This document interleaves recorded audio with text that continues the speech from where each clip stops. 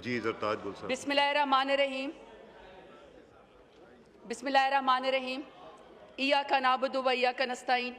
या अल्लाह तेरी मदद मांगते हैं और तेरी ही इबादत करते हैं। स्पीकर साहब, कौमों की तारीख में कोई ऐसा दिन, ऐसा लम्हा आ जाता है जिसमें आपकी कौमें फैसला करती हैं कि उसने कहाँ खड़ा होना है। मैं समझती हूँ कि कल रात जो बुज़दिल भारत ने रात के अंधेरे में हमारे मुल्क के पाकिस्तान के ऊपर हमला किया, वो पीपल्स पार्टी के ऊपर हमला नहीं था, वो PMLN के ऊपर हमला नहीं था, वो जमात इस्लामी या MKM के ऊपर हमला नहीं था, वो PTI के ऊपर या किसी भी सियासी जमात के ऊपर हमला नहीं था। वो हमला था, वो मेरे मुल्क पाकिस्तान के ऊपर हमला था।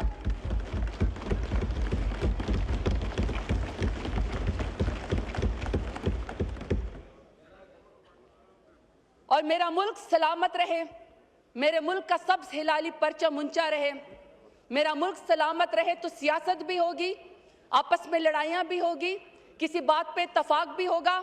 अगर यहाँ पे शहबाज शरीफ साहब सुन के जाते, क्योंकि उनको कहीं जाना था, तो मैं उनको ये जवाब देती कि 3 साल से जो पाकिस्तान तहरीक इंसाफ के साथ हो रहा है, आज पाकिस्तान तहरीक इंसाफ दिल बड़ा करके सिर्फ पाकिस्तान की खातिर यहाँ पे आज आई हुई है, क्योंकि ये मुल्क हमारा है।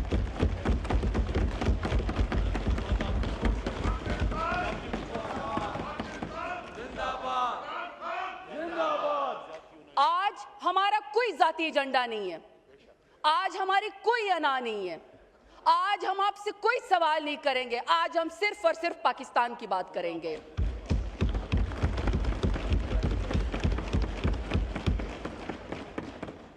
बुज़दिल भारत की ये फितरत है कि जो कुछ भी वहां पे होता है, जो कुछ भी उसका फेलियर होता है, वो उसका इल्जाम पाकिस्तान के ऊपर लगाता है और इसको आदत है कि ये रात के अंधेरे में हमला करता है।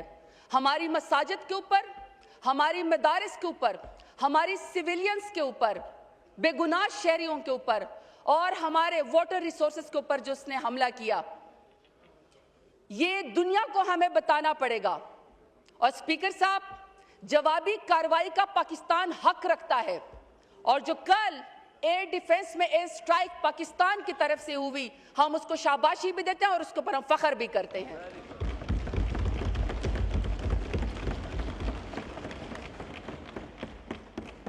स्पीकर साहब, पाकिस्तान खुद दहशतगर्दी का शिकार है।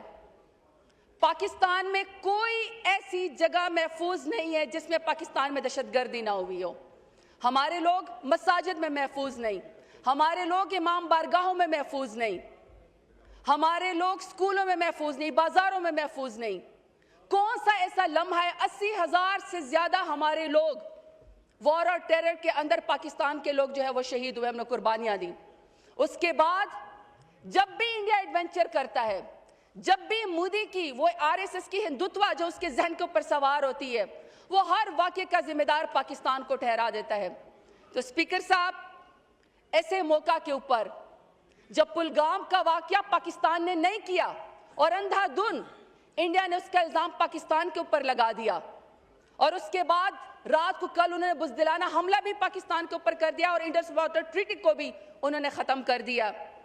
ऐसे में स्पीकर साहब, अगर यहाँ पे शहबाज शरीफ साहब होते तो मैं उनको ये ज़रूर मशवरा देती, कहते हैं ऐवान में नाम नहीं लेना चाहिए, लेकिन बिलावल भुट्टो जरदारी साहब यहाँ पे बैठे हुए हैं और यहाँ पे अगर मौलाना फजल रहमान साहब भी बैठे होते तो मैं उन सबको एक मशवरा देती कि अगर राहुल गांधी, जो कि राइवलरी है उसकी मोदी सर से, अगर मोदी उसके पास चल के जा सकता है पुलगाम वाक़े पे जो कि झूठा है पाकिस्तान के खिलाफ बयान स्ट्रेंथन करने के लिए, तो मेरे ख्याल में कि शहबाज शरीफ को, नवाज शरीफ को, जरदारी साहब को, सबको इमरान खान को अपने साथ बात करनी चाहिए, इमरान खान को बुलाना चाहिए, इमरान खान के पास जाना चाहिए, क्योंकि यही कौमी यकजहती का मौका है। और मैं उसकी रीजन आपको बताती हूँ। एक एक्स प्राइम मिनिस्टर और पाकिस्तान का सबसे बड़ा स्टेक होल्डर और वोट उसने लिया है, तो मेरे ख्याल में जब हमने अपनी अनाज छोड़ी है, जब हमने अपनी जिद छोड़ी है, तो मेरा ख्याल है कि आप लोग भी अपनी अना रहने दें, आप लोग भी अपनी जिद छोड़ दें। पाकिस्तान की खातिर आप तमाम पॉलिटिकल पार्टीज के APC बुलाएं और इमरान खान के बगैर APC ना हो, आप इमरान खान को भी प्लीज बुलाएं, अपना दिल बड़ा करें।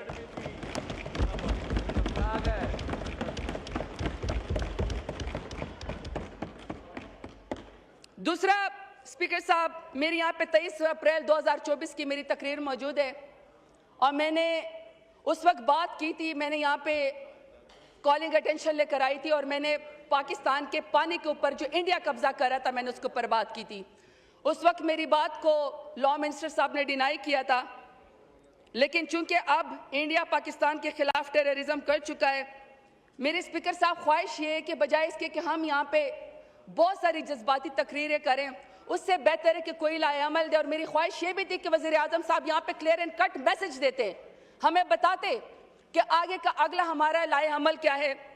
मैं समझती हूँ कि पहला पॉइंट हमारा इस वक्त ये होना चाहिए कि हमें अपने डिप्लोमेटिक जितने भी फोरम हैं, इस वक्त मेरे ख्याल में यहाँ पे फॉरेन मिनिस्टर साहब और डिप्टी प्राइम मिनिस्टर साहब बैठे हुए हैं, हमें वर्ल्ड बैंक को इन्वॉल्व करना चाहिए, क्योंकि इंडस वाटर ट्रीटी का जो है वो जो उस वक्त ये पास हुआ था उसकी जो गारंटी थी वो वर्ल्ड बैंक ने दी है। हमें वर्ल्ड बैंक से जाके बात करनी चाहिए कि आपने ये इंश्योरिटी कराई थी या आपने ये गारंटी दी थी, पाकिस्तान ने अपने हिस्से का पास रखा लेकिन इंडिया ने उसको तोड़ा, तो हमें जो है इसको उसको वो करना चाहिए, अपने साथ इन्वॉल्व।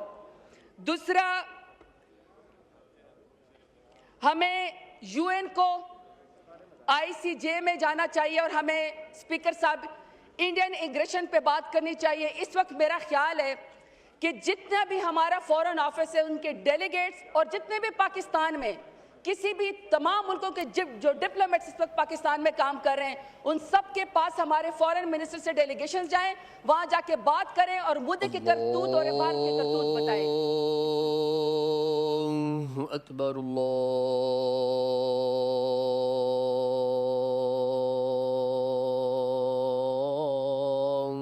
अकबर। जी ज़रताज को साहब कि हमें इंडस ट्रीटी सेल जो है हमें परमानेंटली एक इंस्टीट्यूशनल बॉडी क्रिएट करनी चाहिए। वो सेल जो है वो इंडस वाटर ट्रीटी की मॉनिटरिंग करे मुसलसल, और सर हमें बताए कि इस वक्त जो इंडिया की एग्रेशन है या जो हमारे इंडस वाटर ट्रीटी जो दुनिया में या वर्ल्ड बैंक से या ICJ में जाके जो हमारा मुकदमा लड़ रहा है, तो वो इंस्टीट्यूशनल बॉडी हमें बनानी चाहिए। सर मेरा अगला पॉइंट ये है कि हमारे दौरे हुकूमत में नेशनल वाटर पॉलिसी आई थी, हमें उसकी इम्प्लीमेंटेशन को इंश्योर करना चाहिए सूबों के साथ, और सूबों में सर हमें तमाम सूबों के हकूक़ का ख्याल करना चाहिए, और स्पेशली सर जो इस वक्त सूबा सिंध नाराज़ है पानी के मसले पे, सर हमें उसको ज़रूर उसको इन्वॉल्व करना चाहिए। फिर सर मेरी गुजारिश है कि सर काइंडली अपने वज़रा से कहें, जो हुकूमत के हैं, कि थोड़ा सा सर सीरियस किस्म के स्टेटमेंट दे, प्रेस कॉन्फ्रेंस करें, क्योंकि हालात इस वक्त ऐसे हैं, पाकिस्तान बहुत मुश्किल दौर से गुजर रहा है। ये ना हो कि सर वज़रा की जो स्टेटमेंट है इस वक्त हुकूमत की, वो इंडियन जो है वो UN के अंदर या कहीं पर हमारे खिलाफ ही इस्तेमाल कर लें, तो सर हमें कोई गैर जिम्मेदाराना इस किस्म के जो है सर हमें वो नहीं करने चाहिए। दूसरा सर, हम बिल्कुल सर अपनी तमाम आर्म फोर्सेस के साथ खड़े हैं, और जब सर जिस तरह कल हमारे एयर डिफेंस ने जिस तरीके से हमारी डिफेंस को सर अश्योर कराया, हमें उसके ऊपर फ़ख्र है। लेकिन सर ये पहला दिन है सर, ये जो जंग होती है ये बड़ी इसके सर बहुत इफेक्ट होते हैं और ये प्रोलॉन्ग हो सकती है। अब सर ये ऐवान ने फैसला करना है, यहाँ तमाम सर पॉलिटिकल पार्टीज़ को बुलाएं, सर उनसे पूछें कि हमने खुदा न ख्वास्ता इस बात को एस्केलेट करना है या सर हमने अमन की तरफ जाना है। सर हमें ये भी फैसला करना है, क्योंकि सर ये एक दिन दो दिन की बात नहीं है, दोनों कौमें सर न्यूक्लियर पावर हैं, दोनों कौमें एक खिते के अंदर रहती हैं। सर वो हिंदू उसकी हिंदुत्व RSS की जो मेंटेलिटी है सर, उसका मुकाबला कैसे करना है, हमने दुनिया को कैसे बताना है, हमने अपने एलाइज को कैसे बताना है कि किस तरीके से ये एस्केलेशंस की तरफ हमने मजीद नहीं जाना। लेकिन सर हमारी इस बात को, अमन की बात को कमज़ोरी ना समझा जाए। सर उसमें मैं सिर्फ एक बात पढ़ के सुनाती हूँ जो मेरे लीडर इमरान खान ने यूनाइटेड नेशंस में बात की थी। मेरी सर ख्वाहिश है कि इसी तरीके से हमारे प्राइम मिनिस्टर साहब भी आके में क्लियर बात करते हैं। सर खान साहब ने कहा था, either you surrender or you fight for your freedom till death, and my belief is ला इलाहा इल्लल्लाह, there is no god but one and we will fight.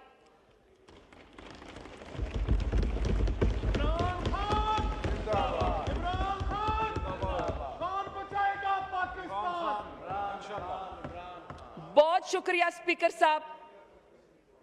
Pakistan जिंदाबाद, पाकिस्तान जिंदाबाद, पाकिस्तान जिंदाबाद, इमरान खान जिंदाबाद। अल्हम्दुलिल्लाह।